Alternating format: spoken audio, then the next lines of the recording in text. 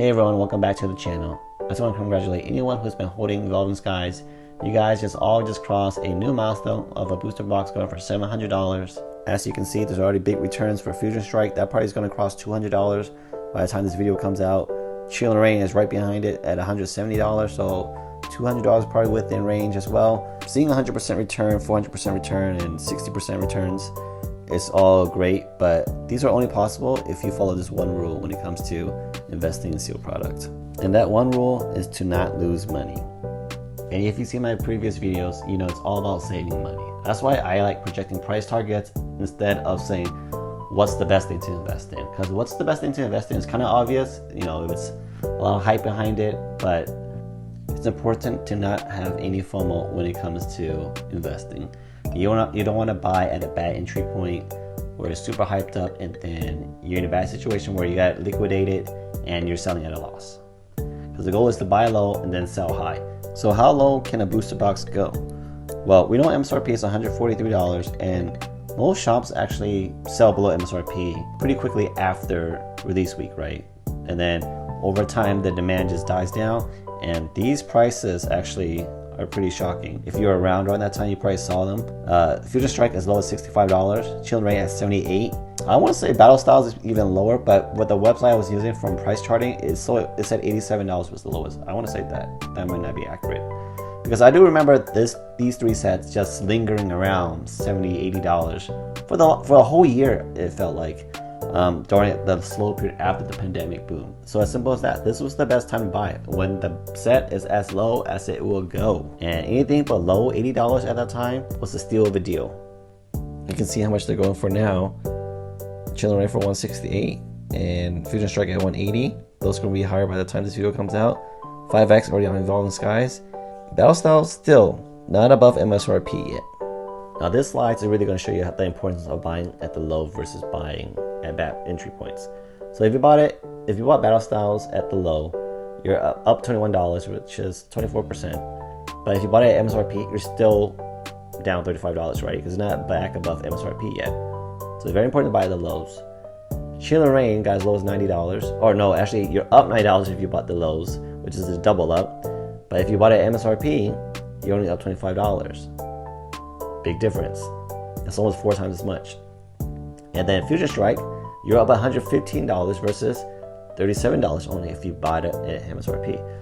Buying the low is so important because if you were in a situation where you just want to get out the hobby right now, you just want to liquidate everything, well, you're gonna have a loss on liquidating Battle Styles. You're probably gonna have a loss with Chill and Rain and Fusion Strike if you bought it at MSRP after the fees and shipping. Because if you're making $25 in profit only, it's going to eat up that margin, that little tiny amount of margin. What's $20 to you once you lose fees and shipping? You make money at your entry point. So you get a good entry point, you're going to make money. You get a bad entry point, you're probably going to lose money. Now let's take a look at the 2022 sets. We have Brilliant Stars at $95, Astral Radiance at $88, Lost Origin at $91, all very close, right? The $90 mark seems like a sweet spot for this generation, or for this year. Then Silver Tempest still at $100, but you know it's probably gonna get to $90 soon. And at those points, you're saving yourself $50 for each booster box.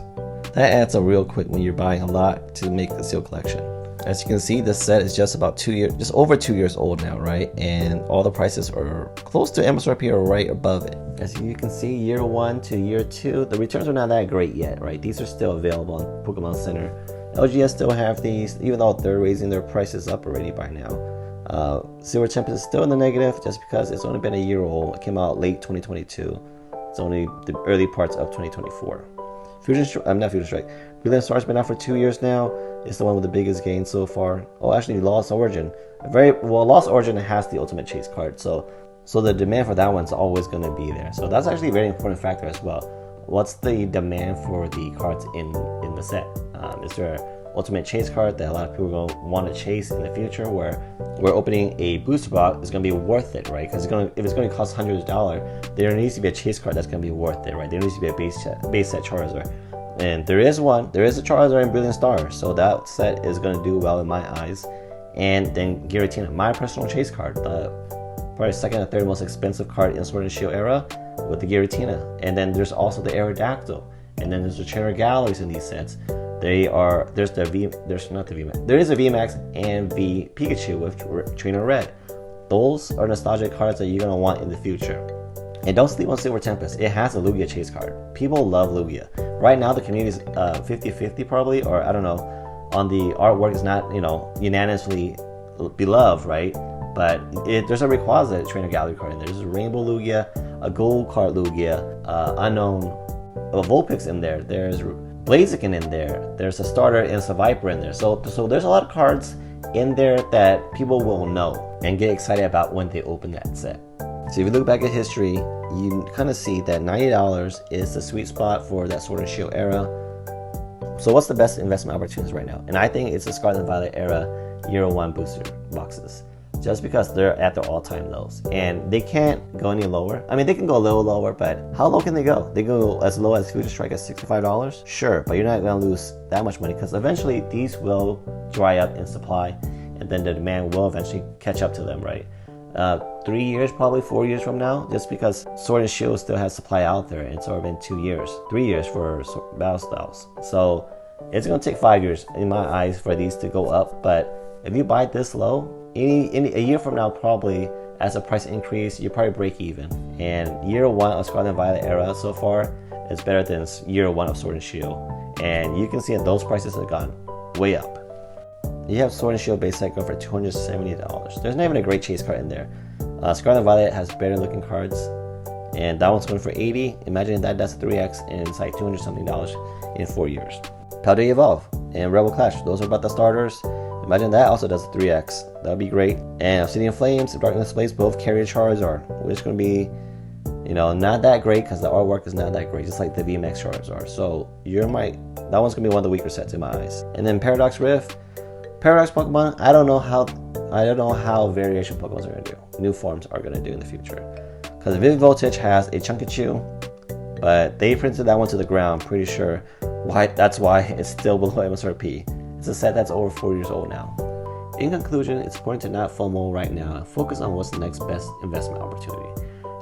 Focus on getting at a good entry point to reduce risk. As you can see over the past 3 years, it seems like $80 to $90 is that sweet spot for booster box. Like, it doesn't really go much lower than that. And once, supply dries up, it's going to go slowly creep up.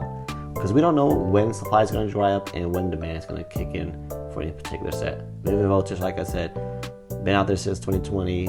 Battle Styles been out there since 2021. Still below MSRP. So if you get it after MSRP, once sets go below MSRP, I think you're playing it safe, right? And that's going to be the best case scenario. So let me know if you agree or disagree with my opinion, or if you have other opinions of your own or pointers when it comes to investing in Pokemon booster boxes. I would love to hear them. Go ahead and leave a comment down below. It really helps with growing the channel when there's a lot of engagement going on. I really appreciate everyone for watching. It's been a long video. I'll catch you guys next time.